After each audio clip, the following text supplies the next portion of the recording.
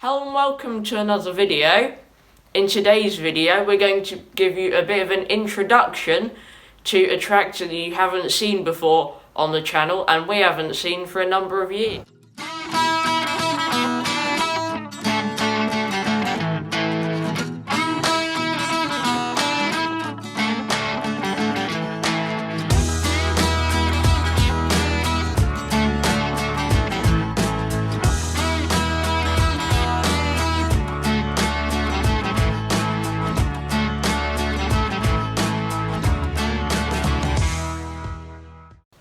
In today's video we're going to be having a look at our Motostandard 1010.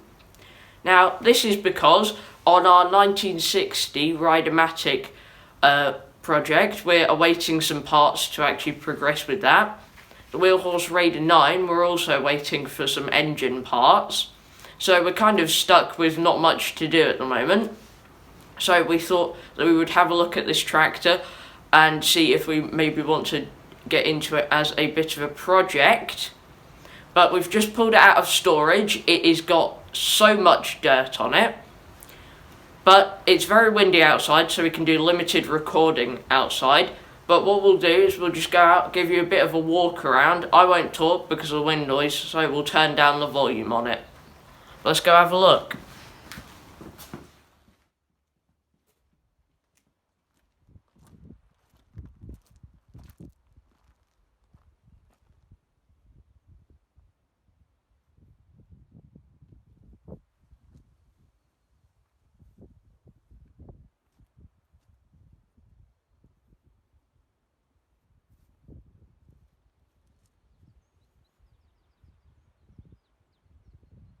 We have the tractor in the workshop now, and this thing really is tiny compared to some of the other tractors that we have.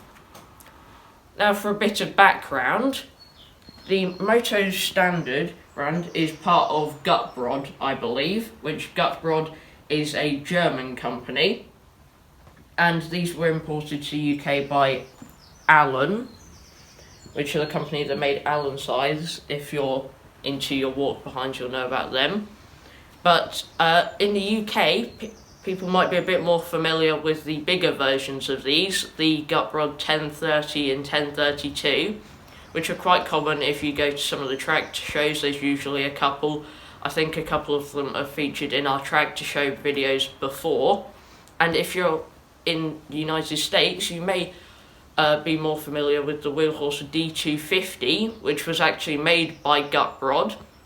You may have noticed it looks pretty much nothing like the Wheelhorse D160, D180 or 200, and you can more see the family resemblance to something like this, the 1010. The first thing we're going to do is brush over the tractor, because you can see thick layer of dirt that's on it. And then once we've done that, we can show you more about the tractor. I'll get to cleaning this. Now originally this would have come with a 10 horsepower Briggs & Stratton engine, which it had a number of problems when Dad got it, so he switched it with a 6 horsepower Briggs engine that we had kicking around. Which it's still fitted with, which Dad remembers that it used to smoke. However, he thinks that the reason that we stopped using it was the snapped drive belt that you can see sitting here. And we haven't a clue when we stopped using it, because I probably wasn't even born yet at that point. It was so long ago.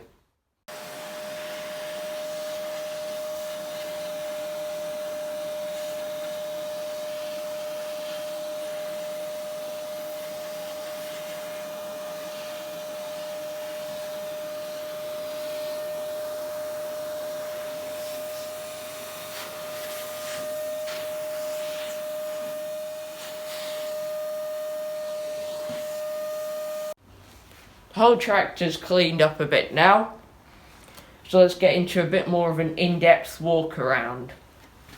Firstly, you can see there's this tow hitch on the front, which shouldn't be on the front. This is the standard one for the back. Then when this tractor was bought, all of the front was smashed up, and that made the hood not fit properly, which Dad fixed, and there's these big lights on the front which aren't standard either. And a hinge was also put on the bonnet. Usually this top bit would just lift off. You can see the hinge working there. And on the engine cover here, you can see it says 8 horsepower. But I'm not sure whether that's just the engine cover. It says 8 and the engine is actually 6, or if the engine is also 6.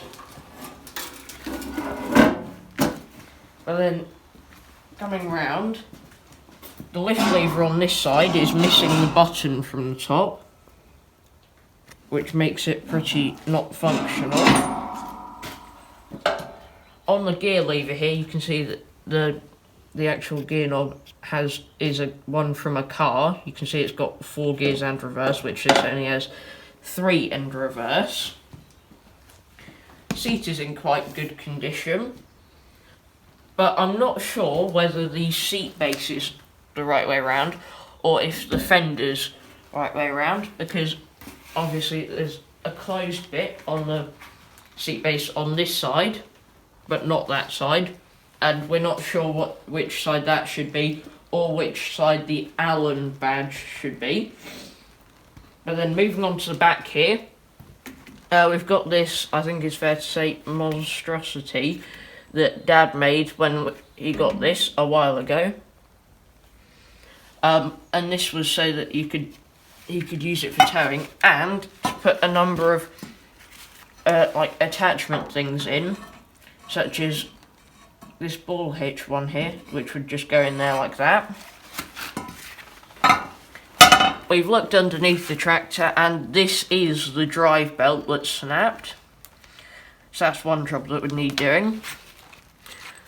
And this washer that was sitting on it was quite critical. And speaking of jobs that need doing, this is quite a critical one. And I'm surprised this front wheel didn't actually fall off when we were bringing it around here, because, as you can see, there's nothing holding it on. And the actual centre of the wheel and the stub axle are worn massively. It's probably the worst I've seen for wear on the stub axle before. So, to fix this, that would probably be a whole new stub axle and wheel centre. You can see the identification badge there says Gutbrod, and I believe all the words on there are in German. We're not fully sure what we're going to do with this tractor in the long term, whether we're going to keep it or whether we would sell it. But before we make that decision, we would like to get it running, which we do have a replacement engine to go in here, and we also have a cutting deck that we got with this tractor. And out of all of our cutting decks that we've had for various tractors, various brands of tractors, we have to say this one is probably the best built one. And obviously we'd need to order some parts for the various problems. But let us know what you think of the Motostandard Gutbrod 1010 in the comment section down below. We're going to end this video here, so thanks for watching. As usual, comments welcome, and I'll see you in the next one. Bye.